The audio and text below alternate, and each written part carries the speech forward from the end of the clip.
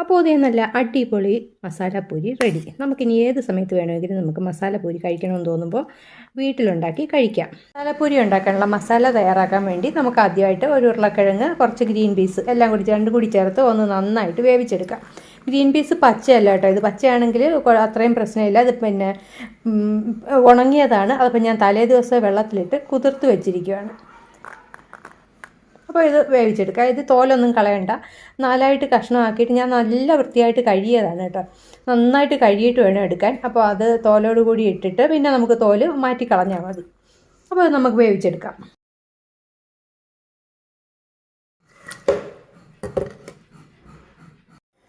അപ്പോൾ നമ്മുടെ പട്ടാണി ഇത് നന്നായിട്ട് വെന്തിട്ടുണ്ട്. അതൊന്ന് ചാടിപ്പോയി. പിന്നെ ഉരുളക്കിഴങ്ങും വെന്തിട്ടുണ്ട്. അപ്പോൾ ഈ ഉരുളക്കിഴങ്ങൊന്ന് മാറ്റി വെച്ചിട്ട് പട്ടാണി ചെറുതായിട്ടൊന്ന് ഉടച്ചെടുക്കാം. നമുക്ക് നന്നായിട്ടൊന്ന് ഉടച്ചെടുക്കാം. അപ്പോൾ ഉരുളക്കിഴങ്ങിനെയും തോല് കളഞ്ഞ് മാറ്റാം. അപ്പോൾ തേനി ഇതുപോലെ ഇതുകൊണ്ട് ഒന്ന് ഉടച്ചെടുക്കാം നന്നായിട്ട്.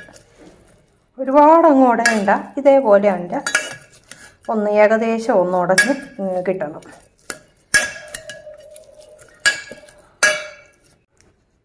അപ്പോൾ കിഴങ്ങ് ഇതിനകത്ത് വെന്താണ് കേട്ടോ. അപ്പോൾ ഇതും കൂടെ ചേർത്ത് ഒന്ന് ജസ്റ്റ് ഒന്ന് ഉടച്ചെടുക്കാം. കിഴങ്ങ് ഒത്തിരി അങ്ങ് ഉടഞ്ഞ് അങ്ങ് പോകണ്ട. ഞാൻ ഈ കൈ കൊണ്ട് തന്നെ ഇതുപോലെ ഒന്ന് ഉടയ്ക്കുന്നത്. ഇനി നമുക്ക് പുതിന, മല്ലിയില, പച്ചമുളക്, സവാള, ഒരു തക്കാളി, പിന്നെ കുറച്ച് വെളുത്തുള്ളി, ഇഞ്ചി, ഒരു കഷ്ണം ഇഞ്ചി, ഇത്രയും നമുക്ക് സ്മൂത്തായിട്ടൊന്ന് അരച്ചെടുക്കാം. നമുക്കിനി മസാല തയ്യാറാക്കാൻ വേണ്ടിയാണ് ഇതെല്ലാം അരച്ചെടുക്കുന്നത്.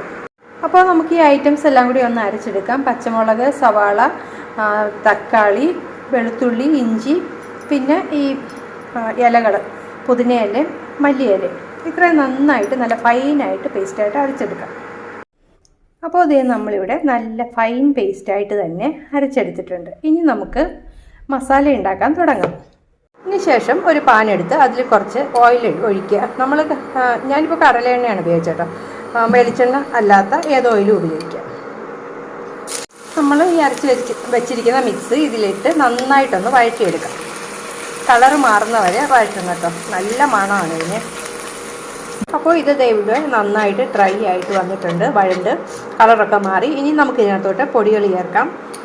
കുറച്ച് മുളക് പൊടി ചേർക്കാം, നമ്മുടെ ആവശ്യത്തിനാണ് കേട്ടോ. അപ്പോൾ ഒത്തിരി അങ്ങ് എരി വേണ്ട ഇതിന്. അതിന് ശേഷം ഇത്തിരി ജീരകപ്പൊടി, അതായത് നല്ല ജീരകത്തിൻ്റെ പൊടിയാണിത്. ഇനി മഞ്ഞൾപ്പൊടി ചേർത്തു. ഇനി ചേർക്കുന്നത് പെരിഞ്ജീരകപ്പൊടിയാണ്. ഞാനെല്ലാം പൊടി ചേർത്ത് വെച്ചിരിക്കുന്നത് കാരണം അങ്ങനെ പ്രത്യേകം അതിൻ്റെ കൂട്ടത്തിൽ ഇട്ടില്ല. ഇനി നമുക്ക് കുറച്ച് ഗരം മസാലയും കൂടെ ചേർക്കാം. ഗരം മസാല ചേർത്തിട്ട് നന്നായിട്ടൊന്ന് വഴറ്റിയെടുക്കാം. ഇനി നമ്മൾ ചേർക്കുന്നത് ഇത് ഈ കൽപ്പാസി എന്ന് പറഞ്ഞിട്ട് കടയിലെല്ലാം വാങ്ങിക്കാൻ കിട്ടും. അത് നല്ല ടേസ്റ്റാണ് ഇതിനകത്ത്. അതിൻ്റെ ആ കടയിൽ വാങ്ങിക്കുന്ന ടേസ്റ്റ് തന്നെ കിട്ടും. ഇതിൽ കുറച്ച് ചേർത്താൽ മതി കേട്ടോ. ഇത് നമ്മൾ പുലാവിലും ഒക്കെ ചേർക്കാറുണ്ട്. ഇതിലേക്ക് നമുക്ക് കുറച്ച് വെള്ളം കൂടി ചേർത്ത് ഇതിങ്ങനെ ഇതുപോലെ ഒന്ന് തിളപ്പിച്ചെടുക്കാം. നല്ല മണം വരുന്നുണ്ടല്ലോ അല്ലേ. എന്നിട്ട് നമുക്ക് ഇതിനകത്തോട്ട് കുറച്ച് ചാറ്റ് മസാലയും ചേർക്കാം. ശേഷം ഒന്ന് തിളപ്പിക്കാം. ഇതിലേക്ക് നമ്മൾ വേവിച്ച് വെച്ചിരിക്കുന്ന ഗ്രീൻ പീസ്, ഉരുളക്കിഴങ്ങ് മിക്സ് അത് ചേർത്തിട്ട് നന്നായിട്ടൊന്ന് ഇളക്കാം. ഇതിലോട്ട് കുറച്ച് കൂടുതൽ വെള്ളം ഒഴിക്കണ്ട. ഒത്തിരി അങ്ങ് തിക്കാവരുത്, ഒത്തിരി വെള്ളം ആവരുത്. ഈ ഒരു കൺസിസ്റ്റൻസിയിൽ മതി വെള്ളം.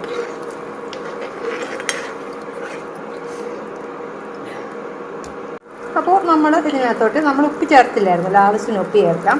പിന്നെ കുറച്ച് ആംചൂർ പൗഡർ ചേർക്കാം. ആംചൂർ പൗഡർ കയ്യിലില്ലെങ്കിൽ നാരങ്ങ നീര് ചേർക്കാം. പുളി നോക്കിയിട്ട് മതി ചേർക്കുന്നത്, കാരണം നമ്മളിതിൽ തക്കാളി അരച്ചിട്ടുണ്ടല്ലോ. അപ്പോൾ ഇതിൻ്റെ ടേസ്റ്റ് നോക്കിയിട്ട് നമ്മൾക്ക് വേണമെങ്കിൽ കുറച്ച് ചേർക്കാം. അപ്പോൾ നന്നായിട്ട് തിളച്ച് വന്നിട്ടുണ്ട്. നമ്മുടെ പാനിപ്പൂരി മസാല ഇവിടെ റെഡി ആയിട്ടുണ്ട്. കടയിലൊക്കെ കിട്ടുന്ന അതേ മണത്തിലും അതേ ടേസ്റ്റിലുമാണ് ഇത് ഉള്ളത്. അപ്പോൾ ഞാനിവിടെ ഇതുപോലെ പാക്കറ്റിൽ പിന്നെ ഇത് പൂരി വാങ്ങിച്ച് വെച്ചിട്ടുണ്ട്. ഇതിൻ്റെ എന്താ പറയേണ്ടത്, വറുക്കാത്തത് കിട്ടും. അത് വേണമെങ്കിൽ നമുക്ക് ഫ്രൈ ചെയ്ത് വാങ്ങിക്കാം. ഇതേപോലെ കവറിലും വാങ്ങിക്കാം. പിന്നെ ഉണ്ടാക്കിയെടുക്കണമെങ്കിൽ അങ്ങനെയും ചെയ്യാം കേട്ടോ. അപ്പോൾ നമ്മൾ ഇത് ഒരു പാത്രത്തിലോട്ട് എടുക്കാം. ഇനി ഇതുപോലെ നമ്മുടെ ആവശ്യത്തിന് പൂരി ഇതുപോലെ ഒരു പ്ലേറ്റിലോട്ട് എടുക്കുക. ഇത് കൈ കൊണ്ട് ഇതേപോലെ തട്ടിക്കണ്ട, ഇങ്ങനെ കയ്യിലെടുത്തൊന്നും വേണ്ട, ഇങ്ങനെ ഒന്ന് പൊടിക്കാം. പൊടിച്ചെടുത്തിട്ടുണ്ട്. ഇനി നമുക്ക് ഈ മസാല ഇതിൻ്റെ ഒക്കെ ഒഴിക്കാം. മസാലയൊക്കെ നന്നായിട്ട് ഒഴിക്കണം. നമ്മൾ കടയിൽ കിട്ടുന്ന അതേ ടേസ്റ്റിൽ നല്ല കുതിർന്നതായിട്ട് നല്ല രുചിയായിരിക്കും കഴിക്കാനായിട്ട്. അതിന് ശേഷം ഇതേപോലെ ഉള്ളി, തക്കാളി, മല്ലിയില ഇത്ര അരിഞ്ഞത് ഇതിനായിട്ട് ഇടാം. സേവ് ഇടാം കേട്ടോ. എൻ്റെ കയ്യിൽ സേവ് ഇപ്പോൾ ഇല്ലാത്തതുകൊണ്ട് സേവ് ഞാൻ ഇടുന്നില്ല. സേവാപ്പൂരി ഉണ്ടല്ലോ, അപ്പോൾ അതുകൂടി ഇടാം. അപ്പോൾ അതേ കടയിൽ കിട്ടുന്ന അതേ ടേസ്റ്റിലും അതേ മണത്തിലും മസാലപ്പൂരി നമ്മൾ റെഡിയാക്കി. വളരെ വളരെ ഈസിയാണ്. നമുക്ക് മസാലപ്പൂരി ഏത് സമയത്ത് കഴിക്കണമെന്ന് തോന്നിയാലും നമുക്കുണ്ടാക്കി കഴിക്കാം. കടയിൽ വരെ പോകേണ്ട കാര്യമൊന്നുമില്ല. അസൽ സ്ട്രീറ്റ് ഫുഡിൻ്റെ നല്ല ഫേമസ് ആയിട്ട് നമ്മുടെ സ്ട്രീറ്റ് ഫുഡ് അതേ മണത്തിലും രുചിയിലും ഇതേ നമ്മൾ വീട്ടിലുണ്ടാക്കിയിട്ടുണ്ട്.